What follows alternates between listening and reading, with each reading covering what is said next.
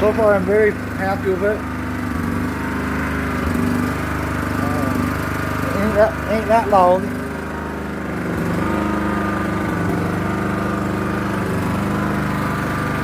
My one I got in my camper right now is 10 times as loud.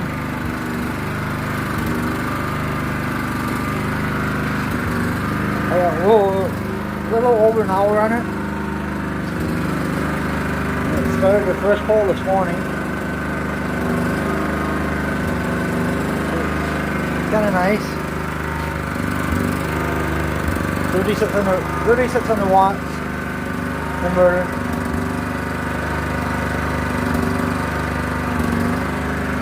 So I'll keep you guys updated. Just letting that cool down. Been running for half an hour.